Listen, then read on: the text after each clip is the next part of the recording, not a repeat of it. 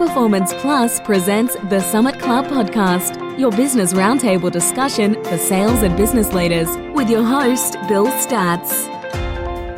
Today we'll be discussing how to create competitive advantage in your organization, based on a recent white paper and the book Competitive Advantage by Brian Treacy and Fred Wertzma. Let's take a look at the three pillars of competitive advantage. What are they? Here are some value disciplines to think about. Operational excellence. That really takes a look at efficiencies and ROI. The second value discipline, product leadership. That's all about innovation. It's creating, developing something that really didn't exist before and taking that to the marketplace. And the third pillar, customer intimacy. That's all about the relationship with your customer. Your customer, there's no such thing as a conflict between what you deliver and what the customer wants. They get exactly what they want every time. Now, I'll give you an example of what we're going to be talking about today in some detail. Operational excellence to me could look like Amazon.com. And here's an anecdote. So in getting my swimming pool ready for the season, I found that there was a particular part on the pool cleaner that was broken. And I thought, oh, gee whiz, now I have to go down to the pool store and try to find this. And so I did. And they said, well, I'm sorry, Bill, that's not made anymore. And I said, well, is there anything else to substitute? No, I can't get that. So when I got home, I thought, okay, I don't really want to buy a new pool cleaner. So I went on Amazon and I put the description of the part in, and guess what? They had it and they committed to deliver it the next day. By noon the next day, white van pulls in the driveway, fella gets out, walks across the lawn, hands me an envelope. Lo and behold, there's my pool cleaner part. So what can you do in your organization to create an opportunity to identify and develop some element of operational excellence? And the challenge is, according to the white paper and Brian and Fred, you can't, in spite of yourself, be everything to everyone. That's like the old jack of all, master of nothing. Jack Welch said, if you don't have a competitive advantage, don't compete. Now, looks different for a small business than it does for a Fortune 100, and we understand that. But today, let's just talk specifically about some examples of operational excellence and drill down on maybe some areas that you could take a look at in your business that will deliver faster, cheaper, high quality, and what fits. That being said, let's see what kind of examples the Sherpas can come up with relative to operational excellence. What do you think, guys? Sure. Well, another company that comes to mind is a company like IKEA, which I think is a great example. My personal issue with IKEA was anytime we were looking for furniture and my wife would go, let's go to IKEA, I just dreaded it. Not because I didn't like the furniture and not because it wasn't certainly reasonably priced. I hated it because I had to put it together, which always took hours and hours and hours. And now that the landscape has changed, they've gotten smart and they'll put it together for you. And I always had parts left over. Yeah, they had come with their own special tools, and there's always have 2 or 3 screws left over, which I try to throw away so my wife doesn't see them. But I don't have to worry about that anymore because now I can pay somebody to put it together for me. To your point, Bill, Amazon really hits it out of the park. They've came onto the scene. Everything's mobile-based, so there's no storefront to worry about. As soon as you need to have an item, you just look it up on your phone at that instant of need, and then you can hit a couple buttons, search for it, you buy it, and if it's something that you don't like, the return process is just as easy as the order process. And there's not a lot of brick and mortars or even other online competitors that can offer that level of service. True. And I have to tell you, I don't know that I've ever needed something and looked on Amazon that they didn't have it. Yeah. It's amazing what they have. Another terrific example of operational excellence is Walmart, and we could go on all morning about their examples. One of which I'll point out is, they've invested in a weather service, and so why would a retailer need a weather service? Well, a weather service provides a lot of information that helps you control your inventory. Think about it: winter coats, hats, gloves, scarves. If it's going to be a warm winter, you're not going to need as much inventory as you would in a cold winter. Then you flip it over to the summer. Sunglasses, barbecue equipment, beach umbrellas. These are all affected by weather. So the better a retailer understands the effect on weather, the more efficiently they can plan their inventories. True. Yeah. I used to work in the broadcast business for a number of years, and we would actually sell schedules in the summer to HVAC guys. And the schedules would be pre-sold, everything would be negotiated. And once the temperature got to a certain point, an agreed upon temperature, we would put their schedules on the air. They would call us and go, okay, it's 85, put us on, and it was all automated after that. It's really funny when you think about it, and John, your example of Walmart, thinking about, it's not like they're selling all no-name products. They, if you want Wrangler jeans, you can get Wrangler jeans at Walmart. They may not be the same weight denim. They may not have the same tag on the back that other Wrangler jeans from a riding shop might have. But I'll tell you, you're only going to pay a third of the price that you would at a riding shop because they run the costs out of it. It's really value-based on operational excellence and a logistics operation that's the finest out there. It's interesting. We talk about, Walmart, and you cite some other examples.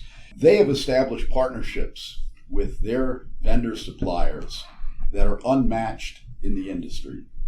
They've taken a number of functions that used to be in-house at a retailer. Perfect example is inventory planning. You look at a lot of the department stores and major retailers in the United States, and they would employ entire teams of product planners that would figure out how much product went into a particular region, and often they were right, sometimes they were wrong. Anytime they were wrong, there was a tremendous cost in excess inventory. Walmart figured a way to outsource these jobs and put them back on the table of their supplier. Who better to manage an inventory than the person who's supplying it?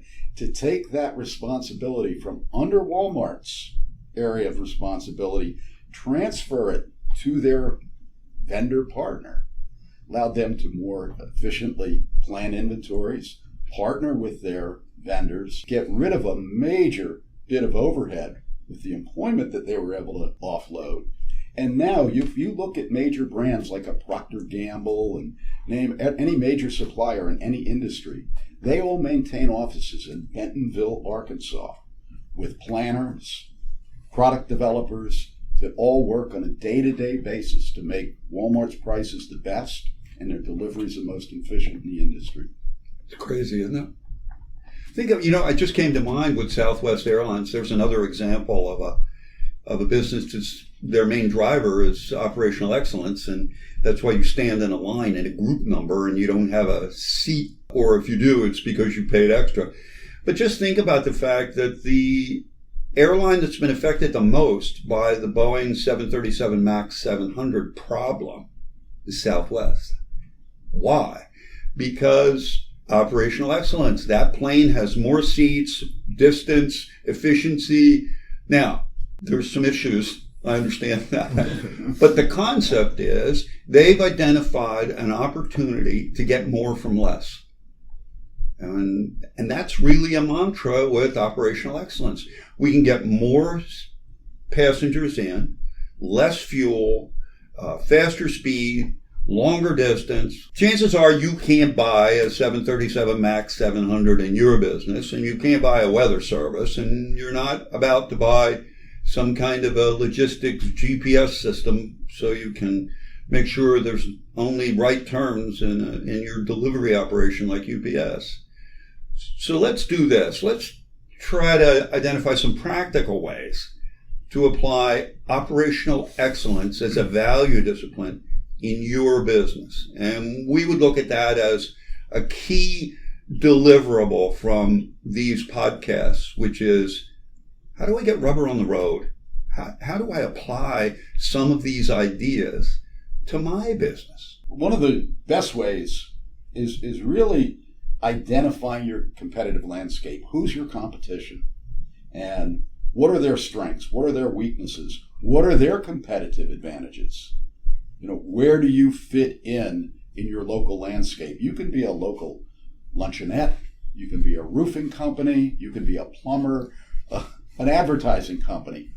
What makes you different than your competitors? And what do they do that inspires you to think that their business is properly run? And where are they not competing in a way that you feel that could be an opportunity for you to compete?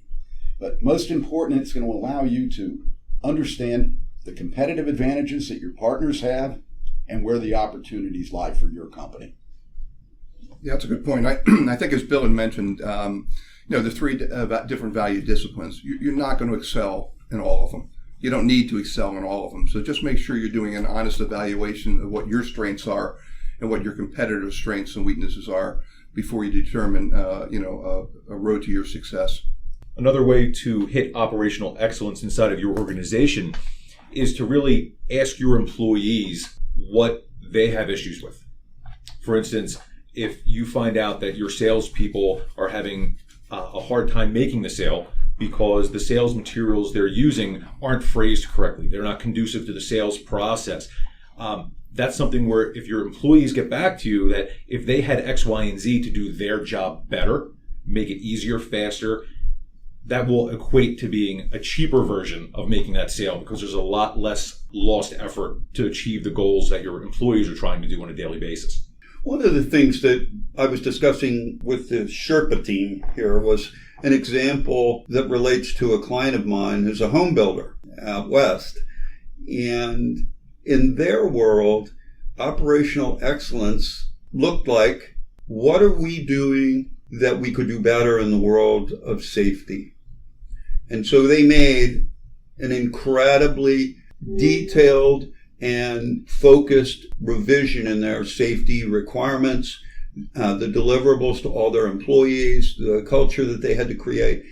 And the interesting part was they reduced reportable accidents to such a degree that they were actually able to build more houses per month just with the savings and the efficiencies of better managing their headcount through people not having on-the-job injuries and missing work and disability claims and things like that. So, no matter how big or small your company is, if you're a roofing company and you all of a sudden decide, operational excellence to me could be drug testing. I'm having accidents on the job because people are either abusing drugs or alcohol. And what's the impact if I wind up with a higher percentage of employees that can conform to more safety on the job?